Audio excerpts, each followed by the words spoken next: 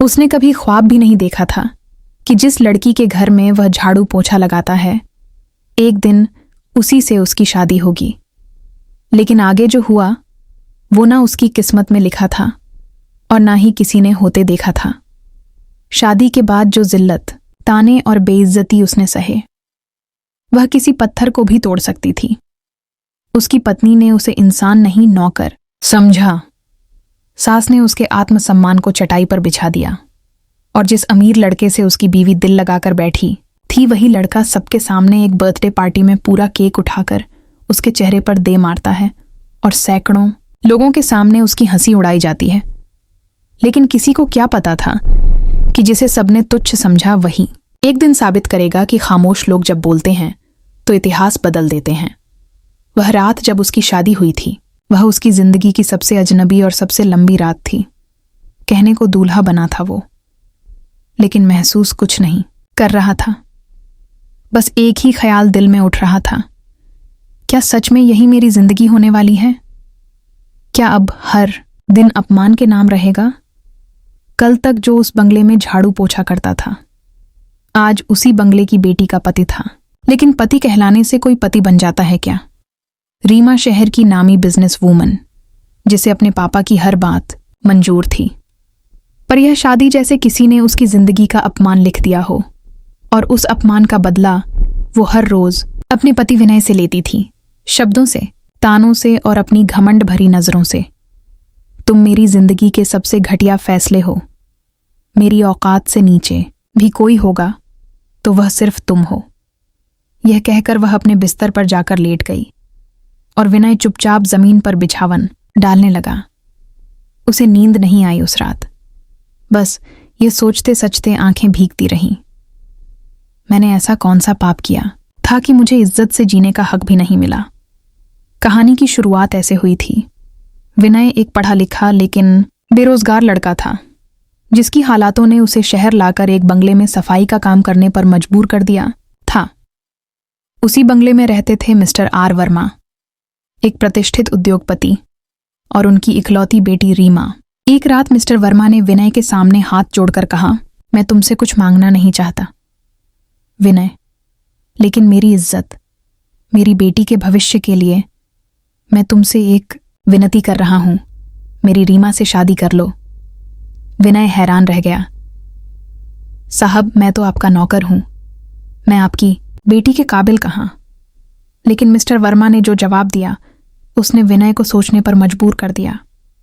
अगर मेरी बेटी को इस समाज की घटिया सोच से बचाना है तो उसे एक ईमानदार दिल और सच्चे इंसान के साथ जोड़ना होगा, और वो सिर्फ तुम हो।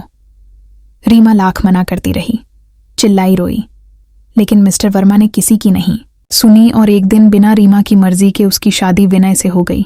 शादी की पहली रात, ओ मिस्टर पतिदेव, अब सुहागरात भी मनाएंगे क्या? रीमा ने तंज कसते हुए कहा, और विनय सिर्फ इतना बोल पाया, नहीं रीमा, मैं बस तुम्हारे कमरे में रहने की इजाजत चाहता हूं। मैं तुम्हारा पति जरूर हूं, लेकिन जबरदस्ती कुछ नहीं करूंगा।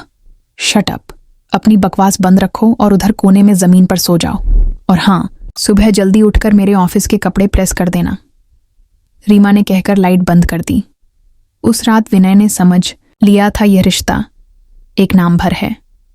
मोहब्बत और इज्जत से इसका दूर दूर तक कोई वास्ता नहीं। 1 साल बीत गया, मिस्टर वर्मा का निधन हो गया और रीमा के लिए विनय एक बोझ से ज्यादा कुछ नहीं रह गया। सास मधु वर्मा दिन भर ताने देती थी, कैसा दामाद है जो हमारी बेटी की चमक के सामने भीख जैसा लगता है।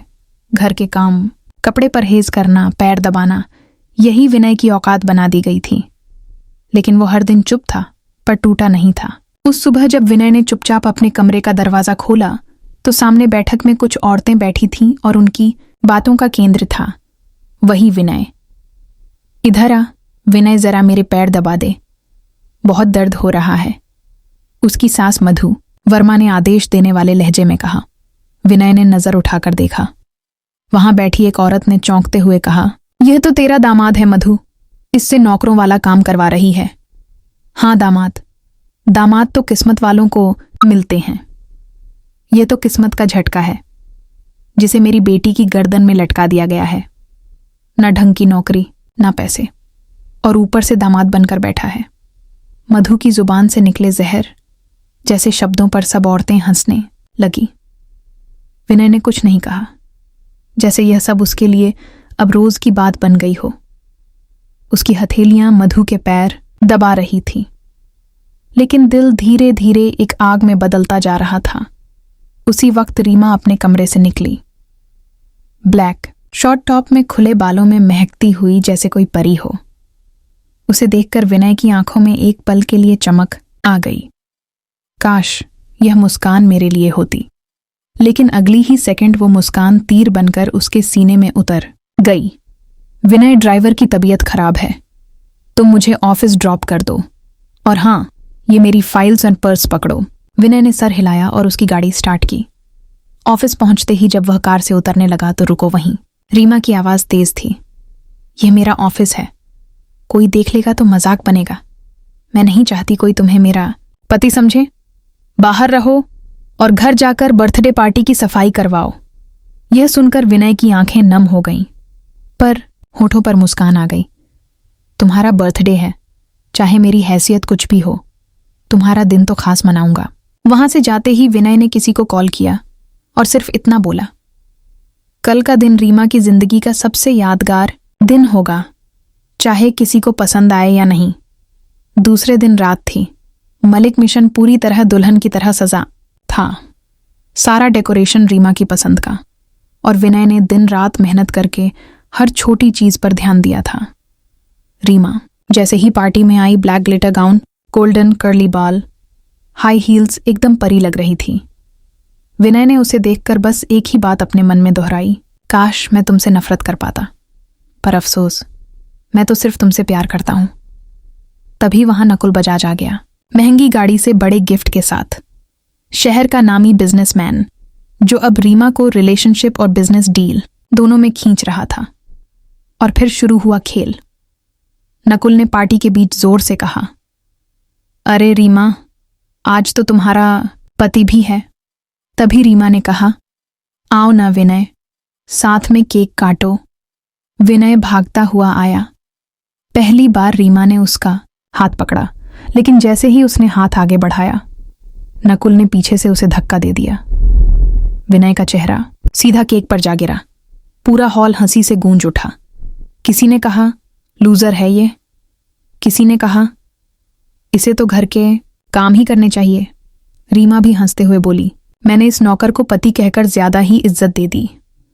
विनय चुपचाप उठा, अपने कपड़े साफ किए और बस एक बात मन में दोहराई, अब बहुत हुआ, अब तमाशा नहीं, जवाब होगा, और ऐसा जवाब होगा कि यह पूरी दुनिया देखेगी। और विनय वहां से चला गया। कुछ ही देर बाद विनय फिर से हॉल में वापस आया। इस बार चेहरे पर साफ सुथरी मुस्कान थी, लेकिन आंखों में तूफान। अब तक सभी मेहमान आ चुके थे और हर कोई रीमा को एक से बढ़कर एक महंगे तोहफे दे रहा था। नकुल बजाज ने भी जेब से एक डायमंड नेकलेस निकाला और बोल पड़ा, ये मेरी तरफ से रीमा को ब्यूटीफुल गर्ल के लिए ब्यूटीफुल गिफ्ट। ये मेरे कलेक्शन का सबसे बेस्ट पीस है। रीमा ने खुश होकर कहा, वाओ, ये तो बहुत ही सुंदर है। Thank you so much Nakul. तभी विनय अपनी जेब से एक छोटा सा गिफ्ट बॉक्स निकालकर रीमा के सामने रख देता है। ये तुम्हारे लिए है रीमा, पता है तुम्हें पसंद नहीं आएगा, फिर भी दे रहा हूं। रीमा चिल्ला उठी, कहा ना, तुम ये तमाशा मत करो, तुम्हारा RS50 वाला गिफ्ट मुझे इंसल्ट लगता है। लेकिन नकुल मुस्कुराते हुए बोला, रुको रीमा, मैं देखना चाहता हूं तुम्हारा ये भिखारी पति क्या गिफ्ट लाया है, सबको असली औकात पता तो चले। रीमा बोली, ठीक है विनय, लाओ। खोलते हैं यह आखिरी गिफ्ट, क्योंकि इसके बाद मैं तुमसे तलाक लेने जा रही हूं। तलाक के पेपर्स भी तैयार हैं और फिर मैं नकुल से शादी करूंगी। पूरा हॉल शांत हो गया। रीमा ने बॉक्स खोला और वो जैसे वहीं जम गई। आंखें फैल गईं, हाथ कांप गए, होंठ सूख गए। उस बॉक्स में रखी थी रोल्स रॉयस कार की चाबी और एक रियल रेयर डायमंड ब्रेसलेट जिसकी कीमत करोड़ों में थी। रीमा की मां मधु वर्मा चिल्ला पड़ी, यह क्या है? चोरी किया है क्या तूने? या फिर नकली है ये सब? या फिर नकली है ये सब? विनय ने मुस्कुराकर कहा, सासू माँ, यह नकली नहीं है, यह गिफ्ट मेरी पत्नी के लिए है। और हाँ, यह गहना किसी आम आदमी की पहुंच में नहीं होता, या तो किसी महारानी के पास होता है या किसी अरबती की बीवी के पास। पर तुम तो नकुल कुछ बोल भी नहीं पाया। तभी उसका फोन बज गया। फोन पर आवाज आई, हेलो मिस्टर नकुल बजाज, आप बैंक रपर्ट हो चुके हैं। आपकी कंपनी को सीज कर दिया गया है, सारे अकाउंट्स ब्लॉक कर दिए गए हैं। यह आदेश ईआर ग्रुप के सीईओ द्वारा जारी किया गया है। क्या कौन सीईओ? नकुल कांपने लगा। फोन पर जवाब आया, आर कपूर, यानी आरुष कपूर। हॉल में जैसे बम फट गया। सबका चेहरा विनय की ओर घूम गया और विनय ने अपनी टाई सीधी करते हुए कहा, हाँ नकुल, वही आरुष कपूर जिसे कुछ देर पहले तुमने केक में डुबोया था, वही हूं मैं, एआर ग्रुप का सीईओ और आज शहर का सबसे अमीर आदमी। रीमा की सांसें अटक गई। उसकी मां मधु चुप हो गई। नकुल विनय के पैरों में गिर पड़ा। सर, मुझे माफ कर दीजिए, मैं आपको नहीं पहचान पाया। पहचाना तो तुमने सही था, लेकिन देर कर दी तुमने। मेरी बीवी को फंसाने की कोशिश की, उसके साथ धोखा करना चाहा, और इसलिए मैंने तुम्हारी कंपनी खत्म कर दी। फिर विनय ने सबके सामने अपनी सच्चाई बताई। कैसे उसने एक पार्टी में पहली बार रीमा को देखा था, कैसे पहली ही नज़र में उसे उससे प्यार हो गया था, और कैसे उसने अपनी असली पहचान छुपाकर एक नौकर बनकर उसके घर में काम करना शुरू किया। मैं नहीं चाहता था कि कोई लड़की मेरी दौलत से प्यार करे। मैं चाहता था कि वह मेरे दिल से प्यार करे, लेकिन अफसोस, मैंने अपनी हैसियत छुपाई और तुम सब ने मेरा दिल कुचल दिया। रीमा की आंखों से आंसुओं की धार बह रही थी, लेकिन विनय अब बहुत शांत था, जैसे वो अब सब कुछ कह चुका हो। हॉल में सन्नाटा पसरा हुआ था। हर चेहरा जैसे शर्म से झुका हुआ था, और रीमा वो तो जैसे जमीन में गड़ चुकी थी। आंखों से बहते आंसू, कांपते होंठ और दिल में एक तूफान। उसने धीरे धीरे चलकर विनय के पास आकर कहा, विनय, नहीं अब तो आरुष कहूं, पता नहीं क्या कहूं। जो किया जैसा किया सब मेरी गलती थी। मैंने हमेशा तुम्हें नीचा दिखाया, जलील किया, लेकिन तुमने हमेशा मेरा सम्मान किया। आज जब सच सामने आया तो खुद से नजर मिलाने की हिम्मत नहीं बची। विनय कुछ नहीं बोला, बस एक फीकी मुस्कान के साथ उसकी आंखों में देखा। तुम अभी मुझसे कुछ कह क्यों नहीं रहे? रीमा बोली। विनय ने एक लंबी सांस ली। रीमा, तुमने सही कहा था, मैं तुम्हारे लायक नहीं था, लेकिन शायद तुम भी उस प्यार के लायक नहीं थी जो मैंने तुम्हें दिया। आज जब मेरा सच सबको पता चल गया है तो मैं चाहता हूं मैं वहीं पर रुक जाऊं जहां तुम्हें मेरा प्यार झूठा लगता था। तुम जाना चाहते हो? रीमा की आवाज कांप रही थी। हाँ, क्योंकि मैं नहीं चाहता कि कोई मुझसे इसलिए प्यार करे क्योंकि मैं अमीर हूं। मैं चाहता था कि तुम मुझसे उस दिन प्यार करती जब मैं तुम्हारे कपड़े प्रेस कर रहा था, जब मैं तुम्हारे ऑफिस के बाहर खड़ा था, जब तुम लोगों ने मुझे केक में डुबाया था। रीमा फूट फूट कर रोने लगी। विनय, मुझे माफ कर दो, मैं अब बदलना चाहती हूं। मैं अब तुम्हें समझ पाई हूं, मैं तुम्हें अब नहीं खोना चाहती। विनय ने एक कदम पीछे हटते हुए कहा, अब बहुत देर हो चुकी है रीमा। प्यार तब खूबसूरत होता है जब वह समय पर मिले, वरना वह सिर्फ एक पछतावा बनकर रह जाता है। तुम मुझे गले नहीं लगाओगे? रीमा ने कांपते हाथों से पूछा। विनय की आंखें भी अब भर आई थीं। मैं हमेशा तुम्हें प्यार करूंगा रीमा, लेकिन अब मैं तुम्हारा साथ नहीं दे पाऊंगा। और यह कहते हुए विनय ने धीरे से रीमा को गले लगाया।